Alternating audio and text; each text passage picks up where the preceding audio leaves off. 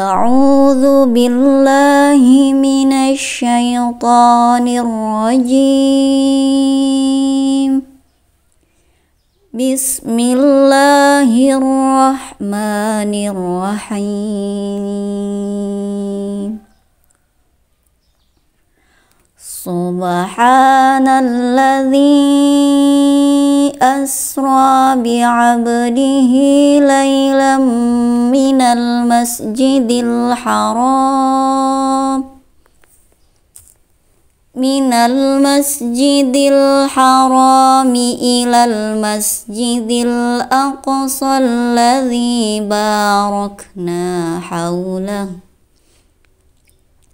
alladzi barakna hawlahu linuriyahu min ayatina innahu huwas sami'ul basir. Shadaqallahul azim. Aku berlindung kepada Allah dari godaan syaitan yang terkutuk. Dengan menyebut nama Allah yang Maha Pengasih, Maha Penyayang.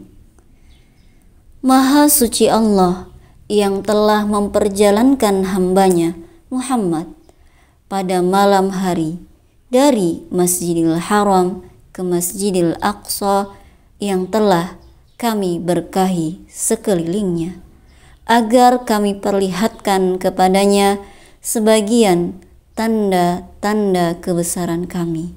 Sesungguhnya Dia Maha mendengar, Maha melihat. Assalamualaikum warahmatullahi wabarakatuh. Waalaikumsalam. Nah, balik lagi masih bersama OBP, obrolan bawah pohon, yang kerudung kami masih sama. Berarti ini adalah part kedua tentang perjalanan Isra Mi'raj Rasulullah SAW. Kalau di part yang pertama udah nonton belum? Saran saya ditonton dulu part yang pertama biar ceritanya nyambung. Kalau nggak nonton didengerin aja. Iya, bener, dengerin aja sambil cuci piring. Nah, kalau video kita sebenarnya tentang bulan Rajab ini itu ada juga waktu kami mengundang seorang ustadzah gitu ya. Sampai part ketiga kita bahas tentang persoalan Isra Mi'raj ini. Dan itu bukan persoalan Isra Mi'raj ya, tapi peristiwa-peristiwa di bulan Rajab yang itu juga terjadi peristiwa yang mengerikan ya bagi kaum muslimin karena kehilangan pemimpin pada saat itu, yang kita bahas di 3 part itu loh. Tonton juga ya sahabat OBP ya. Nah, kalau video yang ini kita mau menceritakan pengalaman kami ketika kami membaca buku sirah. Apakah nanti OBP akan ada rubrik atau kita kupas sirah Rasulullah yang lain? Part-partnya banyak banget perjalanan dakwahnya Rasulullah. Mungkin saja, tunggu saja. Part bersama OBP membahas masalah sirah. Ya, masih di tempatnya masih sama, kita take video masih di kerudungnya sama, di hari yang sama, dan mungkin suasananya juga agak berbeda. Nah, tuh tepokan-tepokannya artinya di sini banyak nyamuk. Dan kita juga ditemani oleh kucing yang lucu yang sedang hamil. Dengerin sirahnya ya, Cing ya. Ya. Lanjutin bahasan yang tadi. Terakhir tadi kita bahas bahwasanya bagaimana kesedihannya Rasul pada saat itu ditinggal oleh paman beliau, ditinggal oleh istri tercinta beliau yang kedua-duanya merupakan support system terbaik dakwah beliau gitu ya. Dan kemudian yang ketiga adalah ditolaknya beliau untuk masuk ke Taif ketika ingin mencari dukungan untuk melanjutkan aktivitas dakwah beliau. Nah, di part ini nanti kita akan membahasnya, inilah perjalanan yang dihadiahkan oleh Allah Subhanahu wa taala kepada Rasulullah gitu ya, yaitu perjalanan Isra Mi'raj, hadiah di tahun kesedihan itu. Jadi ya itulah baiknya Allah ya. Kalau ingin memperlihatkan ke kita semua bahwasanya kebesaran Allah ya luar biasa banget. Menunjukkan bukti-bukti ya tanda kebesaran Allah itu dengan peristiwa yang tadi Isra dan Mi'raj Rasulullah SAW yang pada saat itu jadi tadi yang di awal kan kata Bian jadi pro kontra itu luar biasa gitu ya, dari tanggapan dari umat Islamnya sendiri gitu, bahkan kaum kafirnya juga menanggapi sesuatu yang di luar akal gitu kan. Iya. Dari mukjizat ini kan memang mukjizat itu kan sesuatu yang di luar akal gitu. Sudah definisinya itu memang bukti bahwa ya tadi Allah Maha Kuasa gitu, menunjukkan sesuatu yang di luar tadi akal manusia gitu, di luar dari yang bisa dilakukan oleh manusia itu sendiri. Dan yang hanya bisa membenarkan ya balik lagi itu adalah orang-orang yang punya keimanan yang kuat, yang kokoh. Dah, Cing, di sini aja, Cing. Oke. Tadi pada saat perjalanan Isra Mi'raj tadi ini setelah ke Thaif berarti ya, Bu ya? Iya, jadi ada perjalanan beliau ke Thaif itu, kemudian setelahnya itu terjadilah peristiwa Isra dan Mi'raj Rasulullah SAW gitu ya, dari Masjidil Haram ke Masjidil Aqsa. Dan kita ketahui ya, Quran surah Al-Isra ayat 1 gitu ya, perjalanan itu. Memang kalau masalah perjalanan ini pembahasannya itu juga ada gitu ya, yang mengatakan seperti apa. Tapi memang Rasulullah itu memang diperjalankan gitu ya, diperjalankan secara fisik, secara semuanya gitu, juga raga Rasulullah SAW itu diperjalankan gitu dari Masjidil Haram ke Masjidil Aqsa. Nah, untuk bagaimana perjalanannya itu ya, perjalanan Rasulullah SAW pada saat beliau diisrokan itu kan dari Masjidil Haram ya ke Masjidil Aqsa, yang menempuh perjalanan itu cuman sekian detik gitu ya. Begitu cepatnya gitu perjalanan itu, dimana beliau melihat gitu ya berbagai macam tempat gitu ya pada saat itu. Itu peristiwa yang Isra-nya. Nah, lalu pengaruhnya gitu ya, pengaruh daripada perjalanan beliau di Isra Mi'raj ini bagi kaum Quraisy itu, nah sepulang dari perjalanan itu yang beliau alami selama perjalanan itu, dia memberitahu gitu ya apa-apa yang beliau lihat gitu ya tentang dan beliau alami selama perjalanan. Dan semua orang yang beliau katakan itu langsung hanya satu, maksudnya yang langsung percaya itu adalah Sayyidina Abu Bakar As-Siddiq radhiyallahu anhu, dan semua orang yang beriman. Nah, dengan keimanan yang kokoh ya. Tapi ada juga beberapa orang yang semula dia sudah beriman tapi malah menjadi murtad gitu, karena saking ininya ya kali. Ada mungkin kayak gitu. Iya benar. Itu ya salah satu ceramah Ustadzah itu ada saya mendengar juga tentang Isra Mi'raj itu. Makanya gelarannya itu asidik ya. Karena beliau yang membenarkan peristiwa ini gitu. Salah satu pembenaran yang beliau mencarikan kebenaran yang beliau dapatkan. Ya Allah. Benar-benar banget. Jadi perjalanannya itu memang ini ya Bu ya, pakai buruk ya pada saat itu. Karena tadi mungkin dari yang tidak percaya, kemudian dari yang mereka jadi akhirnya ini bener gak sih gitu kan, rasa ya tadi mukjizat itu kan di luar nalar, di luar pikiran kita gitu ya. Kayak apa perjalanan sejauh itu naik apa, dengan tadi disebutkan sampainya beberapa detik, karena di situ ada malaikat Jibril pada saat itu membawa buruk gitu ya, mendatangi Rasulullah membawa buruk. Kan beliau berangkat dari malam itu dan pulang juga malam itu juga. Ya, satu malam kan. Iya. Nah, lalu kan kemudian peristiwa Isra dan Mi'raj ini gitu ya, dari Masjidil Aqsa itu, kemudian perjalanan Mi'rajnya Rasulullah SAW itu ya, nah lalu diriwayatkan dari Malik bin Sa'sa'ah radhiyallahu anhu bahwa Nabiullah SAW menceritakan kepada mereka tentang malam saat beliau diisrakan.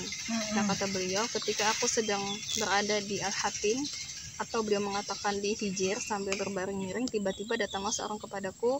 Selanjutnya beliau berkata, aku mendengar beliau mengatakan, lalu orang itu membedah antara ini dan ini. Kata perawi, di pangkal tenggorokan sampai tempat tubuhnya rambut di bawah perut gitu ya. Lalu selanjutnya datanglah kepadaku, kata beliau, binatang kendaraan lebih kecil dari bighal dan lebih besar dari keledai, berwarna putih. Nah, kata perawi yaitu tadi buruk tadi. Ya, buruk tadi. Binatang itu sanggup melangkah sejauh pandangan matanya.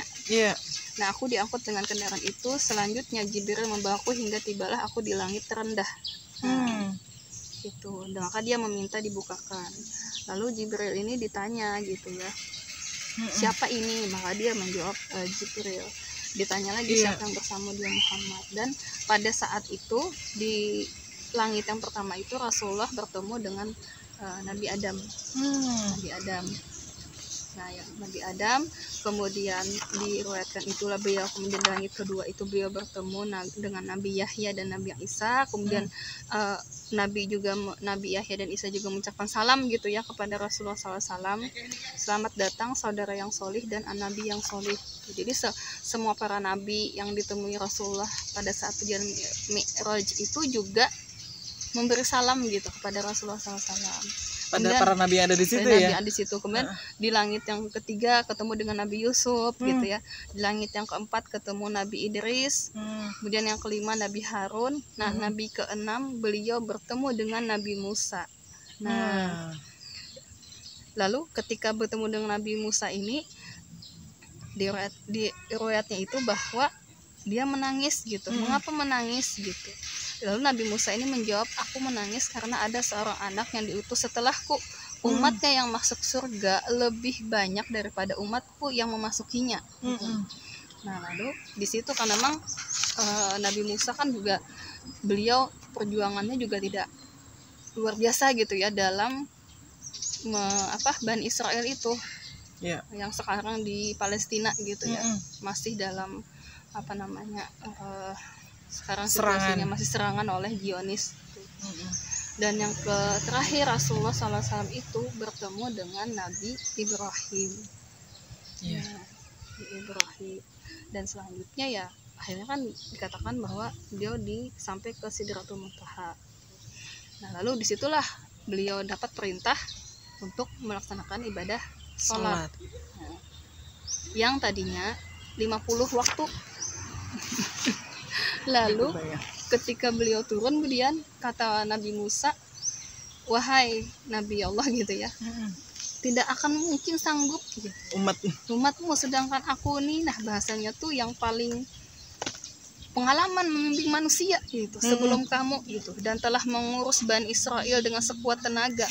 Karena itu kembalilah kepada Rabbmu dan mintalah keringanan untuk umatmu. Rasulullah minta beberapa kali, itu riwayatnya lah sampai dapat 5 waktu. Lalu jar Nabi Musa, masih kada sanggup, umatmu tuh kada sanggup.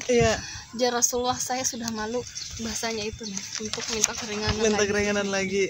Dan memang kenyataannya begitu Budian. Sekarang kan umat muslim masih banyak gitu ya bermasalah dengan ibadah sholatnya itu, masih banyak yang tidak melaksanakan ibadah sholat yang hanya 5 waktu ini. Yang 5 waktu aja masih aneh ya. Pertanyaannya kan kenapa gitu ya. Nah, itu terjadi. Itulah sekelumit, bukan sekelumit ya, cerita singkat yang bisa kami sajikan tentang Isra Mi'raj yang diambil dari 2 kitab sirah yang kami bawa hari ini gitu ya. Dan itulah dimensi kita bicara tentang, kalau kita mungkin sahabat OBP melihatnya tentang perintah sholat, tapi istilahnya banyak banget, bukan banyak, ada 3 poin lah yang bisa kita petik gitu lah, yang di dalam kitab Sirah Nabawiyah sisi politis karangan Profesor Rawaskol Haji ini, bahwasanya ada poin tentang ini juga ya, dimensi politiknya Rasulullah, kemudian ada dimensi sosial dan juga spiritualnya. Kalau dimensi politiknya di sini melihat bahwasanya Rasulullah itu adalah sebagai pemimpin dunia gitu ya. Pada saat itu ada yang menarik itu begini Bu, pada saat di Baitul Maqdis kalau nggak salah habis mengimami sholat para nabi yang berkumpul itu, beliau itu dikasih susu, 2 gelas isinya susu, kemudian isinya khamar. Nah di situ Rasulullah memilih susu. Dan pada saat itu Jibril itu mengatakan pada Rasul ini, engkau telah membimbing menuju fitrah dan engkau telah membimbing umatmu wahai Muhammad sallallahu alaihi wasallam.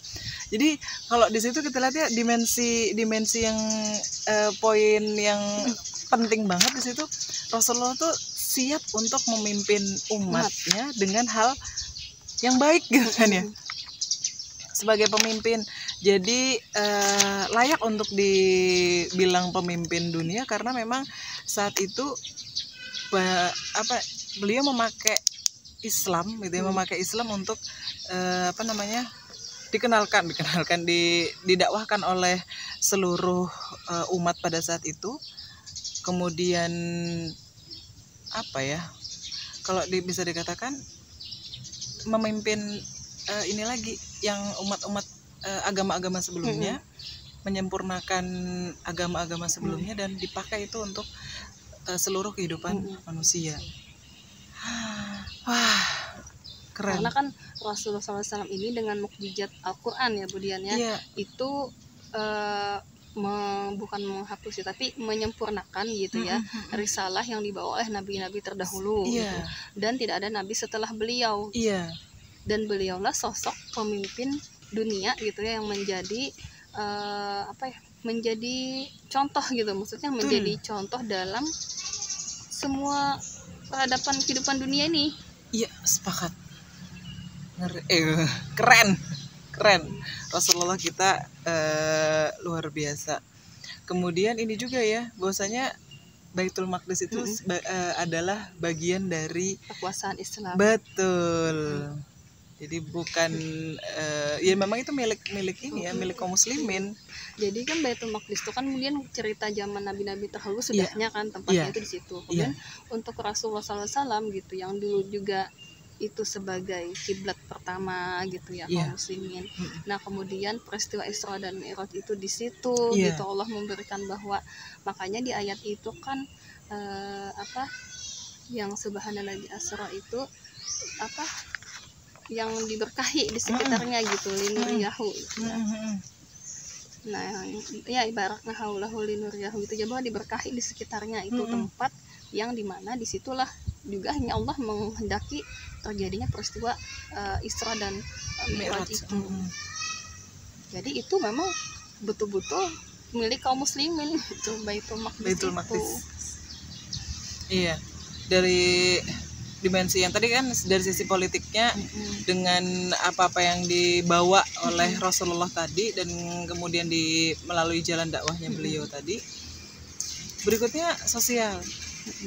Kalau diceritakan di kitab sisi politis ini, Rasulullah tuh mengimami sholat dengan dari para nabi. Iya. Yang semuanya dengan berbagai macam kebangsaannya ya. Itu kan mulai dari yang pertama kan tadi Nabi Adam. Ya itu kan yang ditemui gitu, yang ditemui oleh Rasulullah SAW. Jadi para nabi-nabi yang diutus Allah di dunia ini gitu kan tempat wilayahnya tuh beda-beda gitu. Jadi ada yang mungkin dari yang memang dia mungkin kulit, ya bangsanya tuh beda-beda gitu. Allah menciptakan manusia itu beda-beda gitu. Dari disitulah bahwa dimanapun tempat itu layak untuk dijadikan dakwah di situ, untuk terjamahnya dakwah Islam di situ. Iya. Dan yang terakhir tentang spiritualnya tadi, perintah sholat. Nah, berarti kan paling tidak di rentetan kejadian-kejadian yang menyedihkan tadi gitu ya, dan kemudian makanya disebut tahun kesedihan tadi, ada penghibur perjalanan Rasul tadi, dan disitulah ada perintah juga untuk menyembah Allah, dan di situ melalui sholat yang akhirnya jadi berapa tadi? 5 waktu. Bahkan itu sudah terakhir, itu masih disuruh ngorting lagi ya sama Nabi Musa. Korting lagi gitu. Sebenarnya tidak sanggup Muhammad gitu. Malu. Sudah aja Rasulullah, bahkan itu tadi sudah malu gitu ya. Korting terus berapa kali ya, dari 50 sampai 5. Makanya 5. Ya Allah. Itulah ujian dakwahnya Rasul. Jadi dakwah yang dilalui oleh Rasul, kemudian dikasih perjalanan yang luar biasa yaitu Isra Mi'raj, dan insya Allah menjadi ujian ya. Ujian keimanan bagi kaum muslimin pada saat itu. Dan sebenarnya sampai saat ini pun juga itu kita mempercayainya itu juga betul-betul jadi ujian bagi kita gitu. Cuman kalau sekarang ini sudah ibaratnya kan secara ininya bisa diterima gitu, namanya mukjizat tadi ya. Iya. Namanya mukjizat. Ya beda lah, kalau dulu kan mungkin mereka tidak tahu pesawat gitu, tidak tahu apa namanya sesuatu yang kendaraannya onta gitu ya, atau dan ke langit gitu dan kan, ke langit gitu, perjalanan nggak ke tahu langit. pesawat ya bahasanya itu. Tapi dengan kita, bukannya kan teknologi, nah tapi kita meyakini bahwa mukjizat itu apapun yang terjadi di luar akal itulah sudah ya kehendak Allah gitu. Membenarkan itu tadi. Nah berarti konteksnya kalau hari ini bagaimana dengan dakwah yang di akhirnya kan Rasulullah tuh nanti kita bahas ya di mungkin pertemuan yang lain itu tentang ada bagaimana Rasulullah akhirnya bisa hijrah ke Madinah dan lain-lain, dan itulah perjalanan dakwah yang mulai benar-benar dilakukan oleh Rasul membentuk sebuah negara gitu kan. Nah hari ini dengan di dalam negara itu ada syariat-syariat Islam yang diterapkan. Hari ini syariat-syariat Islam itu belum bisa diterapkan secara total, masih dalam ranah individu-individu. Akhirnya kemudian kita juga rindu bahwasanya syariat Islam itu diterapkan secara total di seluruh aspek kehidupan kita. Nah hari ini pun sebuah institusinya itu tadi belum ada gitu kan ya. Dan hari ini yang kita perlukan adalah kekuatan keimanan untuk mempercayai bahwasanya janji Rasulullah janji, itu ya, bisyarah Rasul, janji Allah dan bisyarah Rasulullah bahwasanya akan ada kembali nanti sebuah institusi yang di sana akan menerapkan syariat Islam secara total. Nah, ini juga keujian dan keimanan tadi yang disampaikan oleh Bu Masliati. Kapan itu dan kemudian apakah itu akan benar-benar ada? Nah, itu akan dikembalikan lagi ke keimanan kita semuanya gitu ya. Jadi untuk sama-sama kita belajar gitu ya, berjuang, dan nauzubillah ya kalau kita malah jadi penentangnya. Tapi dengan ujian keimanan ini berarti kita harus meyakini bahwa janji Allah itu dan bisyarah dari Rasulullah itu pasti akan terjadi. Iya. Tinggal kita mengambil perannya aja lagi ya Budian ya. Iya. Untuk menjadi bagian dari tegaknya gitu hukum Allah gitu ya. Iya, di muka bumi ini. Nah, bisyarah Rasul tentang tegaknya Konstantinopel itu sudah terbuktikan. Nah, kemudian bisyarah Rasul yang kedua ini belum. Dan apakah sahabat OPP menginginkan ada bisyarah itu terwujud? Nah, itu ada yang bisa menjawab adalah diri sahabat-sahabat semuanya melalui pembelajaran yang tekun dan juga dengan ini ya, dengan guru yang tepat. Baik, terima kasih. Wah, hari sudah semakin panas. Akhirnya kita harus mengakhiri video kita kali ini, dan insya Allah 2 video ini cukup untuk menggambarkan peristiwa Isra Mi'raj yang kami sajikan.